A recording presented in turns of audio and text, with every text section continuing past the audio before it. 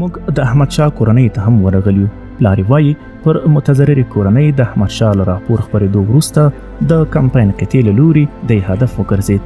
خو د له منځه وړلو لپاره هغه وخت اقدام وکړ چې احمدشاه د نادرشاه کوټ په زنخیلو کې د کمپاین قطعې نور وحشتونه هم افشاء کړل. وايي خوښ دی چې زوی په حقه لاره کې خپل ژوند قربان کړ،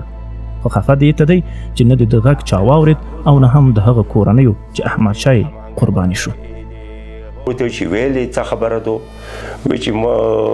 چې دا قومندان چې دا د زوړه میدان قومندان دې مو ته وویل چې دا احمدشاه چې دا په موږ سره راپورونه نشر کوي راپورونه په موږ سره نشر کوي دا موږ د پر لوی خطر جوړ شو ده د په واخ کې په کې وا چپه چولې وا په د ببرکتونه کې پنځه ورونه دوه ورونه شهیدون شوي کوم کورنۍ چپه چولې وا بیا هغه راپور خبر کړو بیا یو راپور په دغه کې خبر کړو په زنخیلو کې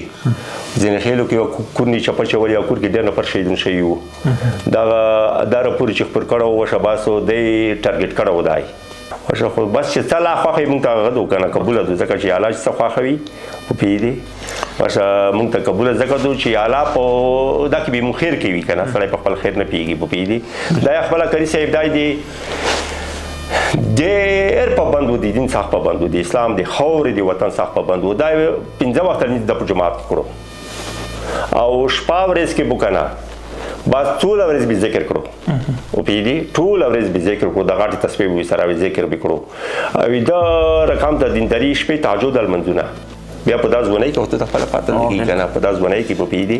نو دا ډېر هغه کنه یو ترحم ډېر لرلو رحم لرلو خلک سره کوم ډېر کړل.